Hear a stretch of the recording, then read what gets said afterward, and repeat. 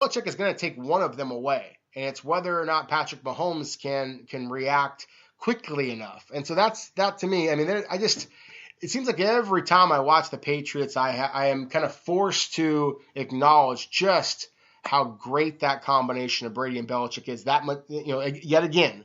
And so I agree with you. Your picks are the same as my picks. There's a part of me that would like to go do something a little bit, new as far as new faces in the Super Bowl. And I think that the Chiefs and Rams obviously have a heck of a shot. But yeah, I'm not betting against Brady and Breeze, especially after what I saw again from Brady this last week. Yeah, it's going to be interesting. I know the weather's going to be tough in KC. Yep. But Brady, you can't go against him no matter what. I want to. I love Belichick. I love Brady. I love their team. Yep. But they've been there so many times it gets old. Yeah.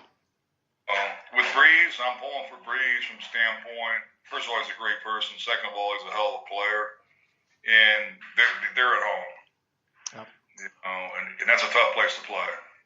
Tough place to play. It certainly is. That was the most impressive thing I saw is the way that Philadelphia kind of right off the bat, made that a much more of a game than I thought. I thought that was going to be a bit of a blowout.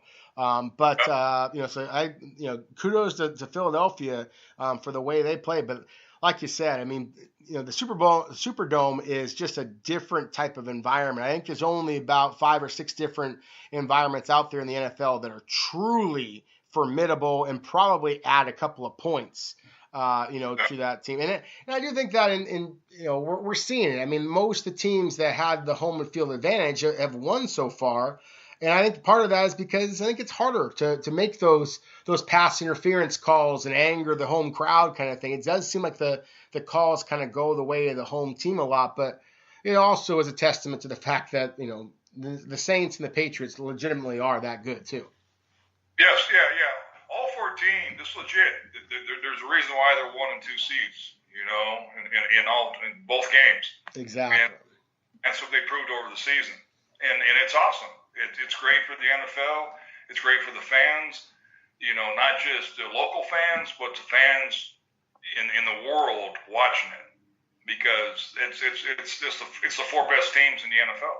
Well, exactly. And to me, that's where I was going to kind of end with it, is that that's what's I've always enjoyed about having the conversations with you guys, that we kind of bounce back and forth between NFL and college. And I thought that the college football playoffs, for my money, I would have loved to have seen Ohio State in there. I thought that they showed in the Rose Bowl against Washington that they were among the top teams. I think that Georgia is among the top teams, even though they didn't perform very well.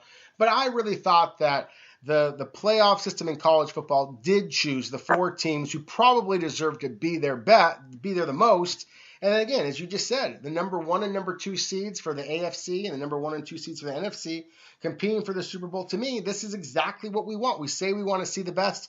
Here it is on a silver platter. Football-loving world, enjoy, because Sunday should be terrific. Well, it's perfect, and you bring it up a perfect point too. It was 1 versus 2 for the national championship. Yep, exactly. The best playing for the championship. And that's what we all want, is just to see the best kind of, take advantage of that big stage. And that's what we're seeing here with these all-star games, what we saw with the college football national championship with Clemson beating Alabama. And here we see that in the NFL. So it really should be, fascinating. So looking forward to it. Okay. Well, that about wraps it up for this week. Thank you so much for listening and supporting the Instinctive Scouting Podcast. This and prior episodes are always available for free and immediate download at NFLDraftScout.com, iHeartMedia, and Spreaker.com, among others. For Scot McCloughan, this is Rob Rang signing off on this week's episode of the ISP. Catch you next week.